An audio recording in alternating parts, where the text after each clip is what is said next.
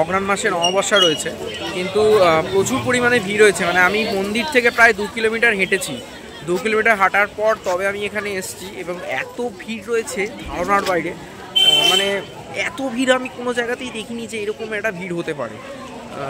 মোটামুটি আমি কম বেশি 2500 লোকের পর লাইন দিয়েছি, 2500 কম বেশি। এবং আজ চলে এসেছিলাম নৈহাটির বড়মার কাছে পুজো দিতে। আজ অগ্রহায়ণ মাসের অমাবস্যা, 30শে নভেম্বর।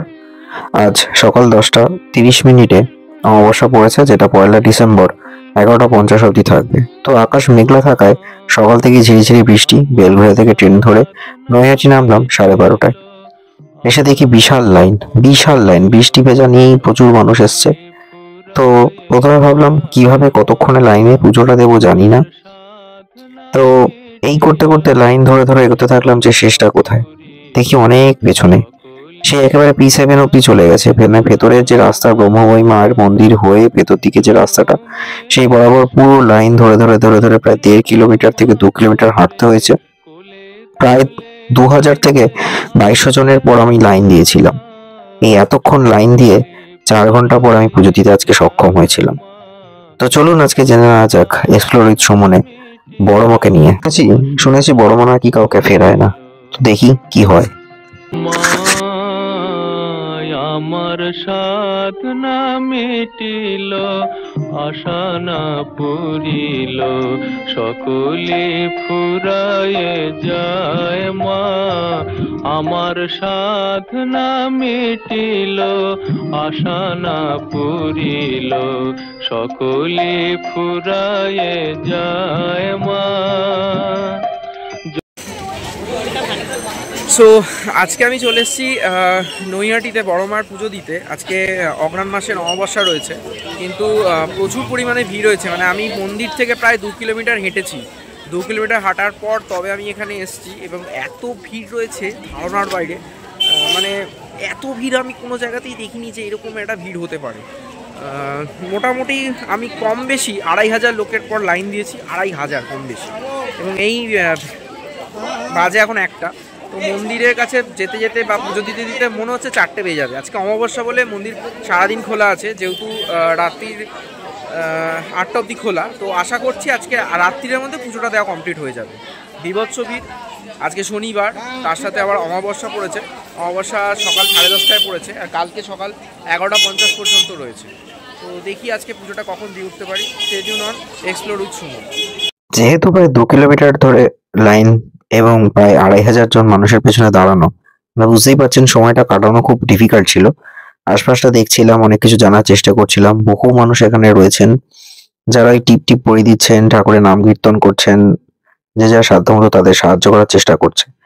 তো পাশে একটা দেখলাম এখানে স্বপ্নবিথি বলে একটা পার্ক আছে, যেখানে বেশ ঘোড়ার রাইডিং এর জায়গা রয়েছে এবং কিছু অস্ট্রিচ পাখি, রাজহাঁস এসবও রয়েছে। যাই হোক, সেটা সবটাই ওই জালের এপাশ থেকে দেখছিলাম যে ওপাশে কি রয়েছে। এবং সাজানো গোছানো এই পার্কটা কিছুটা ড্যামেজ হয়েছে কোনো ঝড়েতে বা কিছুতে।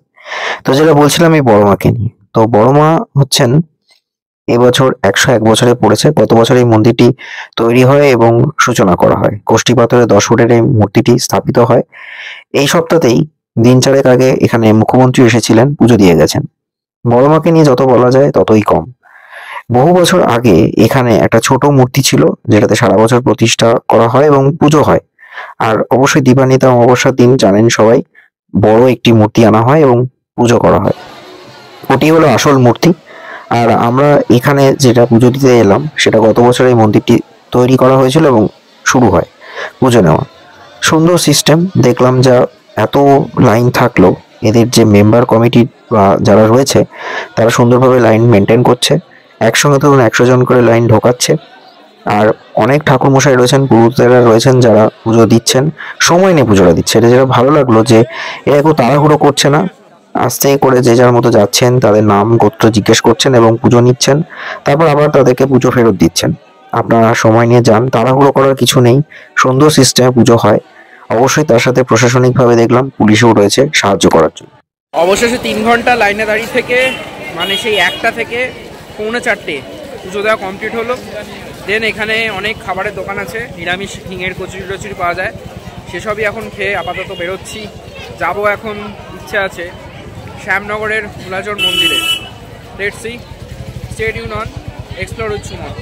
না টানালে বলে নাকি মায়ের কাছে যাওয়া যায় না, আর বড় মার কাছে কিছু চাইলে তা তিনি তার পূরণ করেন।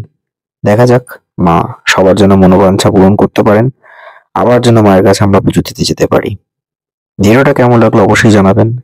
আজ এত ভিড়, এত ঝড় বৃষ্টি, এত ওয়েদার খারাপ থাকার পরেও যে 3 ঘন্টা লাইন এবং এত মানুষের পরে ভিড়ে দাঁড়িয়েও পুজোটাতে দিতে পেরেছি, হয়তো সবই মায়ের কৃপায়। ভিডিও